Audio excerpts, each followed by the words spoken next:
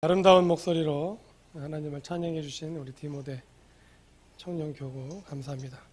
오늘 특송을 하려고 설날인데 다른 데 안 가고 다 이렇게 나와서 같이 특송을 해주시니 더 감사합니다.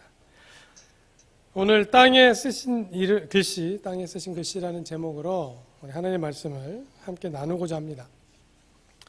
우리 설 명절입니다. 우리나라 음력으로 다시 한번 시작하는 그런 새해입니다. 새롭게 시작한다는 건 굉장히 의미가 있습니다. 과거에 얽매여 있는 여러 가지 것들을 끊어버리고 그리고 새로운 다짐, 새로운 마음으로 시작할 수 있는 기회의 시간입니다. 다시 한번 기회를 주시는 하나님께 감사하고 말씀에 순종하면서 생활하시는 2017년도 되시는 우리 성도 여러분 되시기를 주님의 이름으로 축원합니다.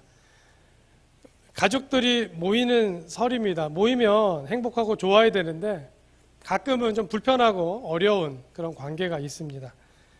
그래서 아무리 가까운 관계라도 끊임없이 노력하고 또 대화하고 소통하지 않으면 그 관계가 다시 힘들어질 수도 있습니다.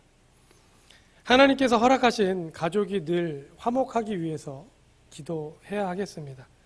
만약에 그렇지 못한 관계가 있다면 하나님께 지혜를 구하고 또 하나님께 좋은 관계를 허락해달라고 간구하는, 도움을 구하는 그런 설이 됐으면 좋겠습니다.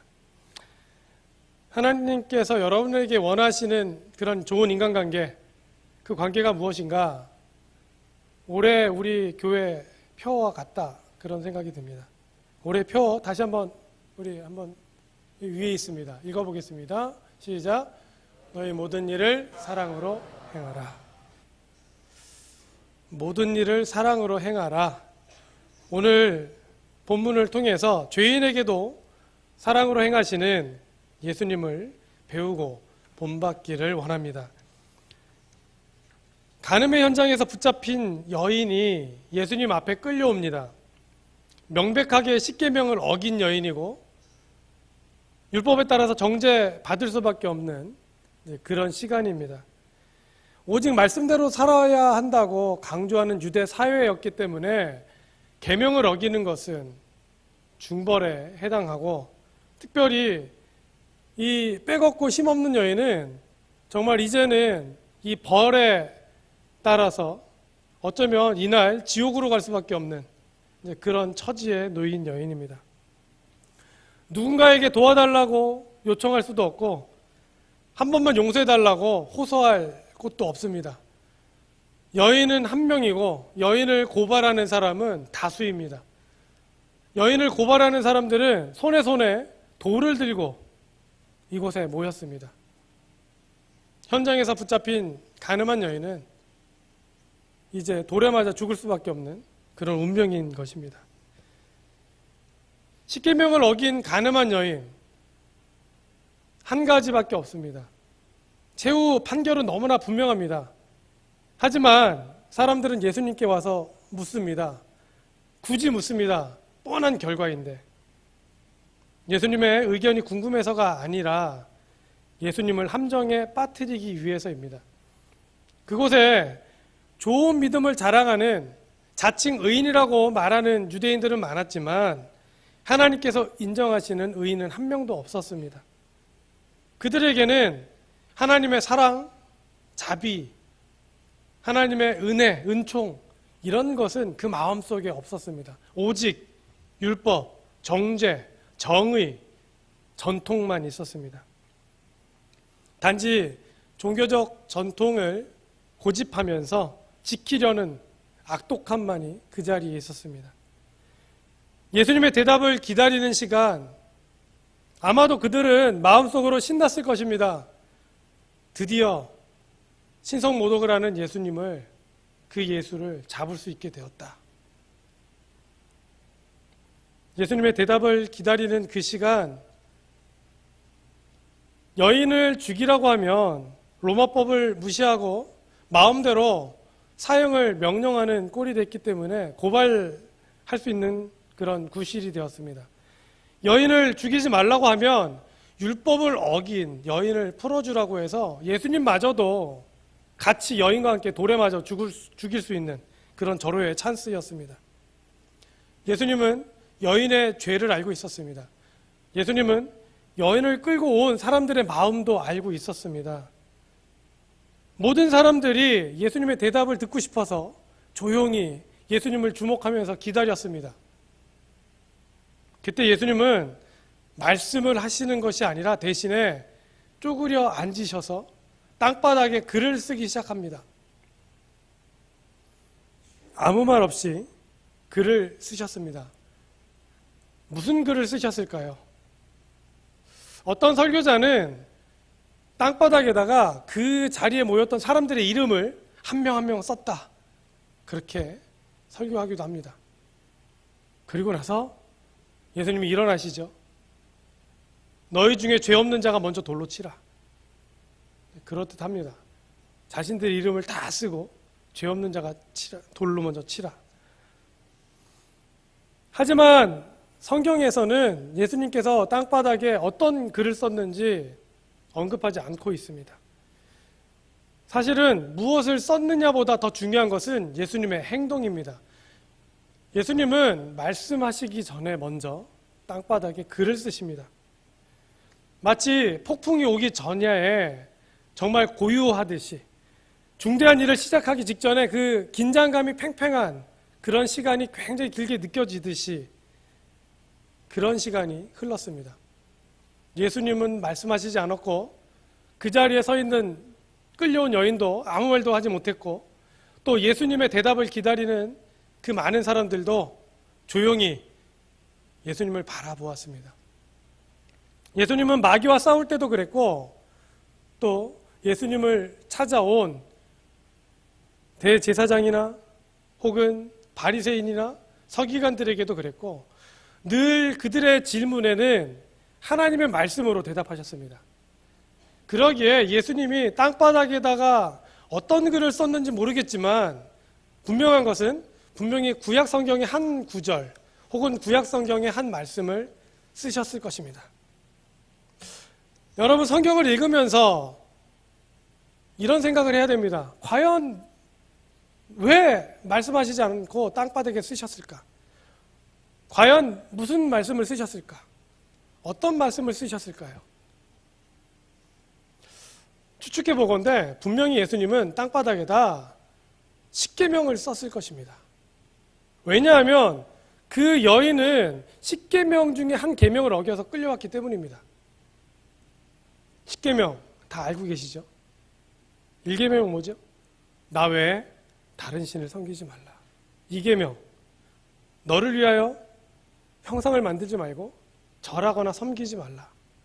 3계명, 여호와의 이름을 망령되이 일컬지 말라. 4계명, 안식일을 기억하여 거룩하게 지키라. 5계명, 내 부모를 공경하라. 6계명, 살인하지 말라. 7계명, 간음하지 말라.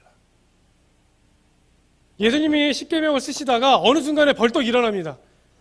일어나셔서 말씀합니다. 너희 중에 죄 없는 자가 먼저 돌로 치라.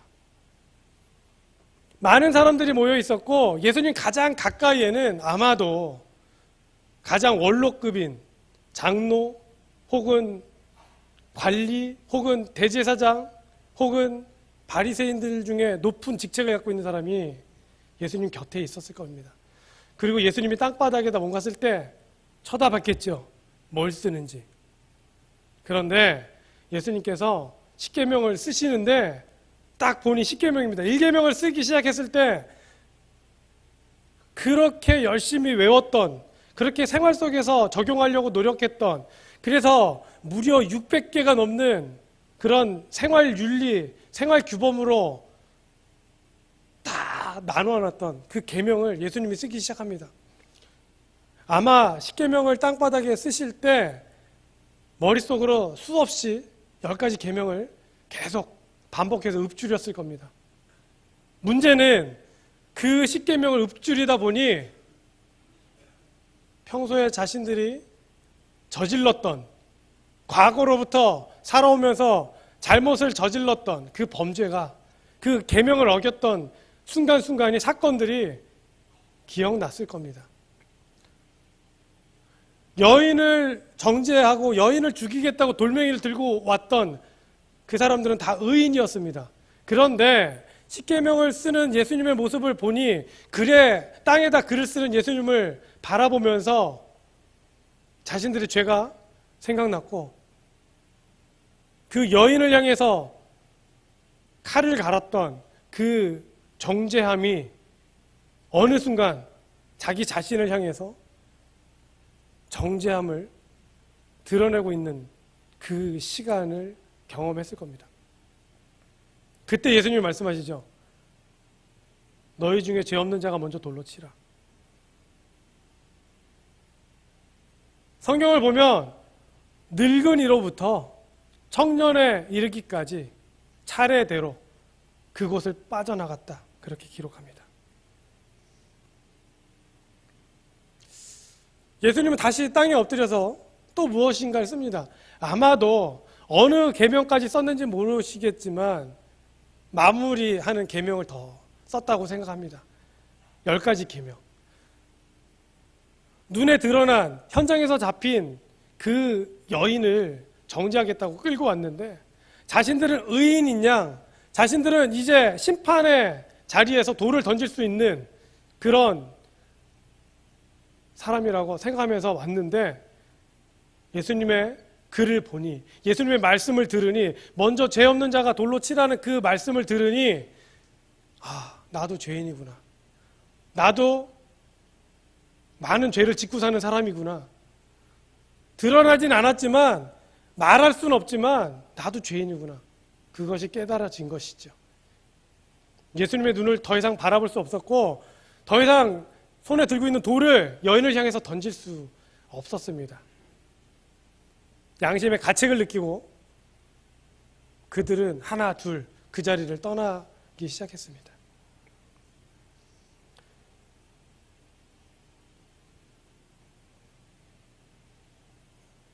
어쩌면 그 자리에서 예수님께서 땅바닥에 글을 쓰지 않으셨다면, 땅에 글을 쓰지 않았다면 예수님이 뭔가 얘기했을 때 그 군중들이 그 예수님의 말씀에 반발하고 대항해서 뭔가 얘기했을 겁니다. 그런데 예수님은 땅에 글을 쓰면서 그곳에 있는 사람들이 생각할 수 있게 했습니다. 자신들의 과거를 돌아볼 수 있게 했습니다. 기회를 주셨습니다. 시간을 주셨습니다.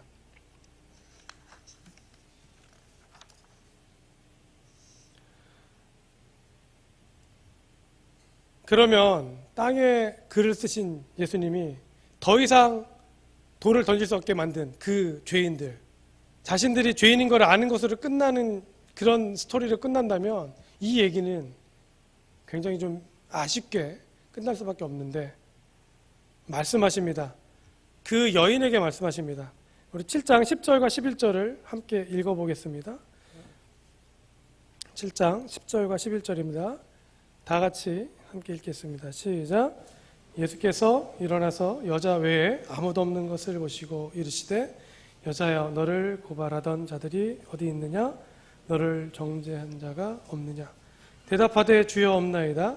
예수께서 이르시되 나도 너를 정죄하지 아니하노니 가서 다시는 죄를 범하지 말라 하시니라. 나도 너를 정죄하지 아니하노니 가서 다시는 죄를 범하지 말라. 이것이 복음입니다.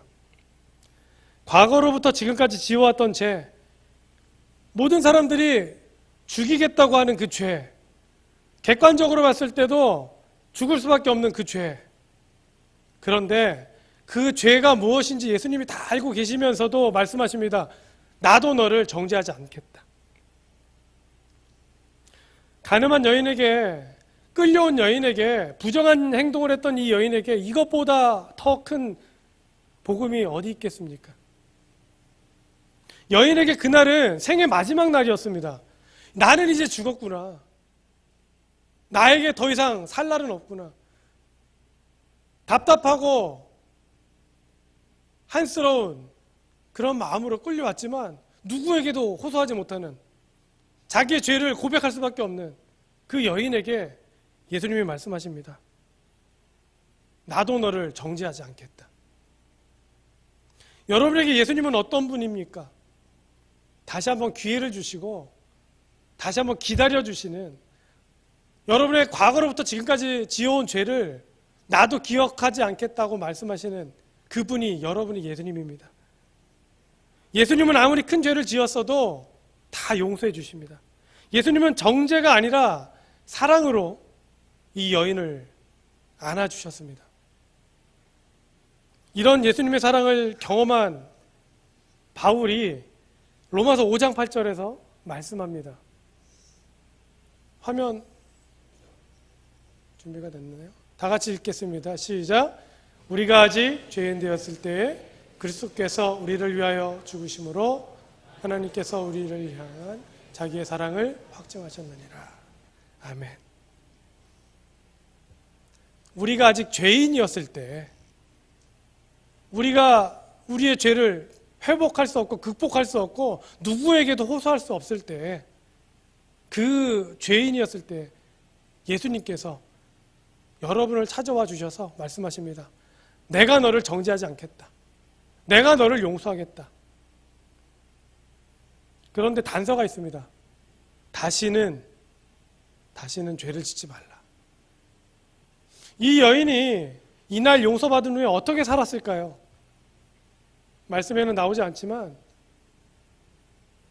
이 여인은 더 이상 이제는 그 부정한 일을 하지 않고 살았을 겁니다. 왜냐하면 다시 태어난 날이기 때문입니다.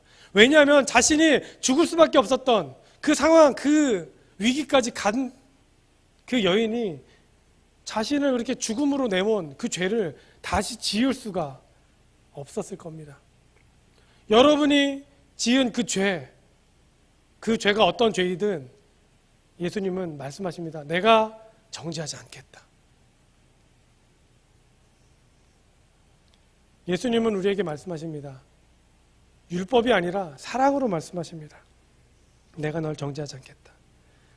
예수님께서 땅에 글을 쓰시는 그 시간은 가늠한 여인에게는 새 생명을 주시는 시간이었고, 정죄하려던 사람들에게는 죄를 깨닫게 하는 시간이었습니다. 오늘 우리에게도 그런 시간이 필요합니다. 오늘 우리도 하나님 말씀 앞에서 그렇게 하나님의 말씀을 기다리는 시간이 필요합니다. 여러분, 예수님의 말씀을 귀로만 듣지 마시고 마음으로 들으시고 또 여러분의 인생을 생을 통해서 들으시길 바랍니다. 오늘 하루도 시간을 내서 감사한 일들을 기억하시고, 여러분의 지은 죄가 기억난다면 하나님께 회개하시고, 또 그 지은 죄가 하나님을 향한 죄뿐만 아니라 다른 이웃을, 가족을 향한 죄라면 그 사람을 찾아가서 용서를 구하시기를 바랍니다. 새로운 한 주를 시작하면서 그럼에도 불구하고 여러분에게 새 생명을 주시고 기회를 주시는 그 예수님의 사랑으로 다시 한번 힘있게 하나님의 백성으로, 하나님의 자녀로 살아가는 우리 귀한 성도 여러분 되시기를 주님의 이름으로 축원합니다. 기도하시겠습니다.